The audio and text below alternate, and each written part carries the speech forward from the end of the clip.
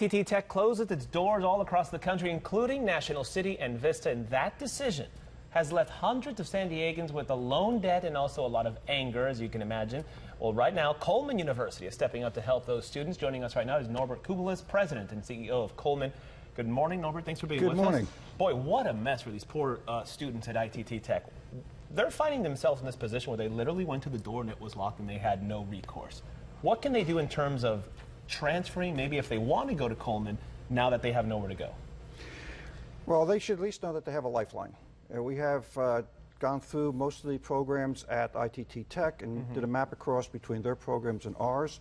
We found that students who are interested in cybersecurity and software development degrees, their courses map quite well, and they can bring we'll take most of their credits.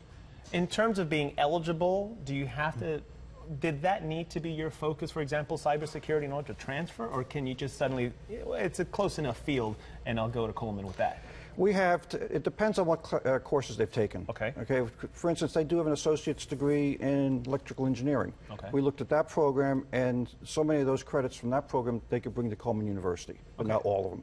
And they have other programs that are just totally unrelated to our coursework. I remember when I transferred universities and the credits, and it was not easy. Are you guys making the process of transition easy? Are there fees involved with this transition, or how does it work? If I'm an ITT person and I don't know what to do now, and I'm watching this, what do I do right now if I want to go? Contact our admissions officers. Okay. We have created transfer guides so that based on what coursework you're taking, what degree program you're in, we can look at the guide and make a very smooth, less than an hour. Less than an hour. To determine whether or not they're eligible and for what courses. Because these folks are literally scrambling right now. Yes. To figure, there are some people who were 3 weeks out from graduating, and now they find themselves kind of out and, with nowhere to go and nothing to do. And some community colleges are also taking students in. Obviously, Coleman University is as well. So the point now is to start researching and making some phone calls to find your spot, right? Right. We are not charging an application fee for ITT students, and we are waiving our residency requirement. Oh, wow. Most colleges have a minimum number of credits you have to take in order to complete your degree. We really feel for some of these students who are only like one term away.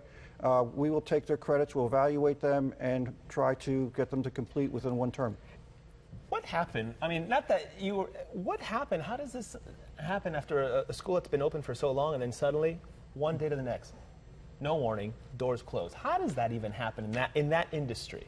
Well, it sounds like it happened in one day, but this has been evolving over about almost close to 6 months now. Yeah. And there have been issues with their accreditor and them. There's been issues with the Department of Education and ITT. So it's a culmination of a number of things, including the California Bureau of Private Post-Secondary Education telling ITT that they had to stop enrolling new students as of September 1st in California.